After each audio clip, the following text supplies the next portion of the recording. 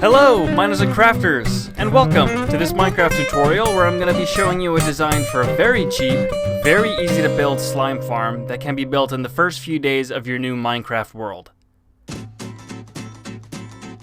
The farm reliably produces roughly 15 stacks of slime per hour, but only requires a fraction of the building time of most other slime farm designs out there. The first great benefit is that it needs very little digging to complete. Most designs you will see need a total of 2 chunks worth of clearing out, while this one only needs half of one cleared. Another clear advantage is that when slimes do spawn, they die much faster than designs that call for them to jump off the edge to their death. Since having slimes die on their spawning platforms is much faster, it's crucial that it remains in the design. There were several options for killing them when they spawn. Zoglins are pretty easy to get, and they attack slimes on sight. However, they move rather slowly, and their attack strength means that the larger slimes will take a long time to kill. Another problem with Zoglins is that they take a long time to reach their target, especially if they decide to attack a slime that's all the way across the platform. Not to mention that nether access might take a while in some worlds. Vindicators are a more efficient alternative, however they have their own set of problems. First of all, they are much harder to obtain and they need to be name tagged, which is a major hassle early game. And while they are faster and stronger than Zoglins, they still take a long time to reach their target. Iron Golems provide the best results of the three. Slimes target iron golems on sight, so the time it takes for golems to reach them is cut in half. Not to mention that they are even stronger than Vindicators, meaning that every slime, regardless of size, will be killed in one hit. Most of the time, the knockback of the golem sends the large slimes high enough into the air so that the smaller slimes that spawn mid-air die from fall damage immediately. One golem is usually enough, but an optional second one can be added to slightly increase efficiency. The farm is also stackable, meaning that during the later game it can be easily expanded to a full-size version.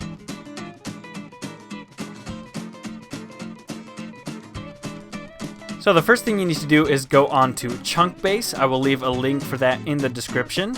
This will take you here to the home page. You need to click on Apps, and then Slime Chunk. Go to Bedrock Edition, and you'll notice that all the slime chunks in green are the same regardless of seed, which means that no matter what your seed is, no matter what world you're playing on, this will work in exactly the same coordinates every time. So, I'm going to be building in this one, but you can go ahead and build anywhere you like. Anywhere where there's a green chunk, this will work.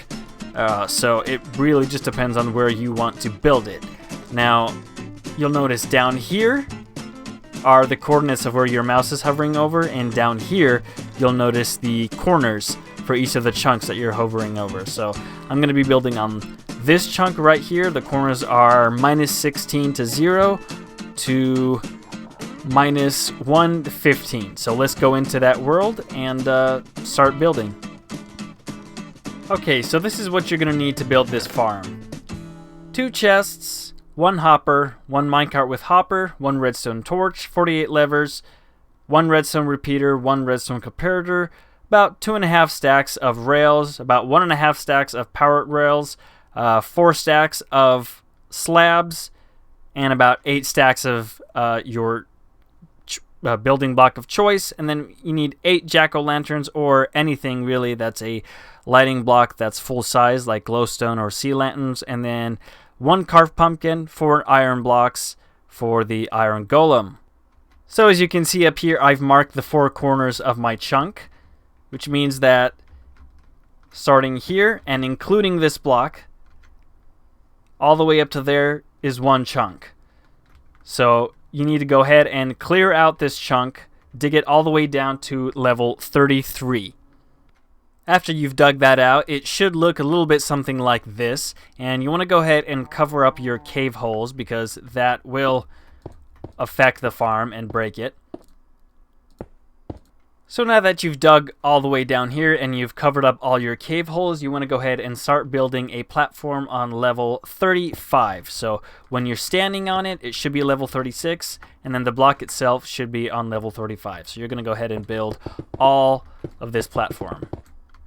Now that you've built the platform, you want to go to one of the corners of the platform, take it out, and you need to put a hopper facing to the side.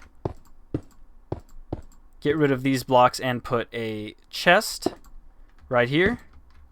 That's going to be your collection chest. Now, it doesn't really have to be a chest. You can decide what happens to it after it leaves this hopper, but this is just your output. And then down here, you're going to leave room for some redstone. And you're going to go ahead and place a block.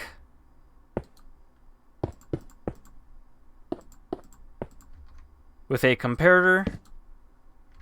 That facing into another block. That block having a torch on it. That torch having a block on top of it.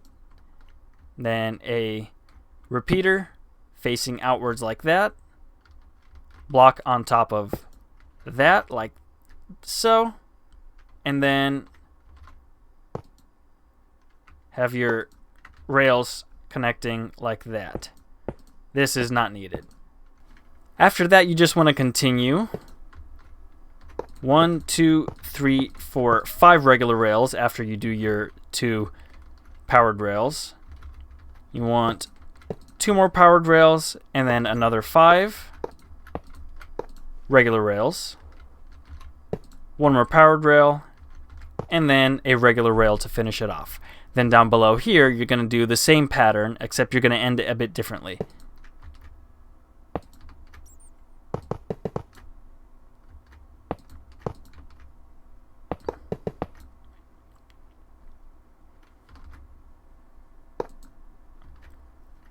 Now here, you're just going to continue with a regular rail, and then go down.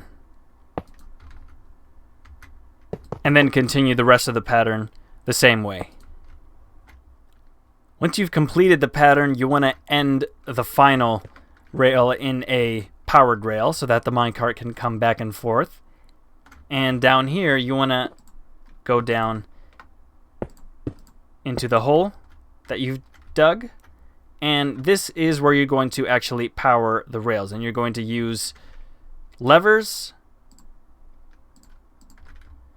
And you're basically going to do the same pattern. So if this is where all your powered rails are, then you want to go exactly underneath them and start placing your levers. So just like that. And that's why you have this area here, so that you can walk around and still be able to do this.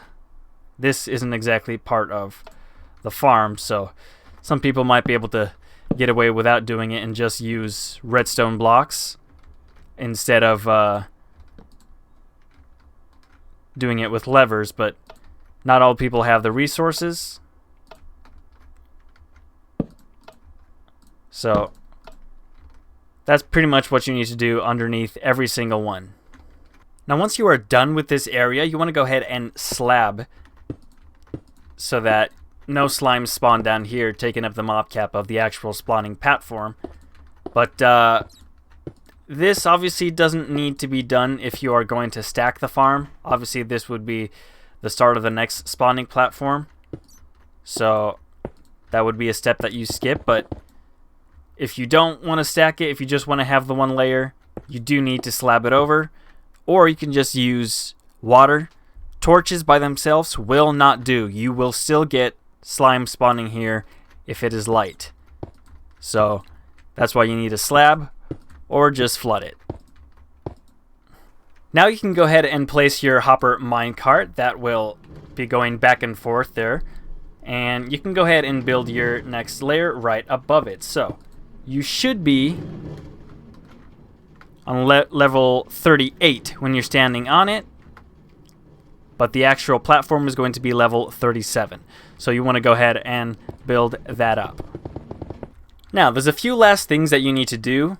One of them is lighting up this area. Now, you can use, as I said before, any full-size block, but you need to find the middle of it. So if you go 1, 2, 3, 4, 5, 6, 7, 8. You know, right here in between these two blocks is the middle of it because it's 16 by 16. So you want to go 2 out and to the corner, right? You see, what I mean right there? You have a block between each one of them, so 2 blocks, and then each one of them is 2 blocks away from the wall as well. And you want to do that to all 4 sides. So you want to come all the way down here as well, line it up, and do that. And then in the middle, let's try and eyeball it here.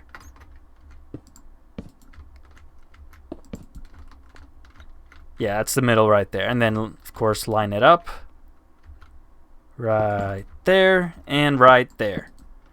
And that is your spawning platform complete. One last thing you need to do, build your iron golem.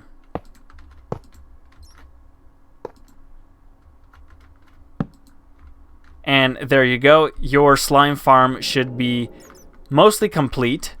Now, I'm just going to go up here so I can demonstrate. I am in peaceful right now, so I'm going to go difficulty hard. And you'll see slimes should start to spawn pretty quickly. There we go. And he's already starting to attack him. And the farm is already working. Now, you will get better rates in this farm if you do some cave lighting. Go around, light places up. I mean, it would be even better if you flooded them and slabbed them over, because then you wouldn't get any slime spawns, but that's a little bit too much to ask. The farm works perfectly well by itself without any cave lighting, so it's actually very, very efficient. And that is the end of this tutorial. I hope you liked it. If you did, please leave a like, and don't forget to hit that bell.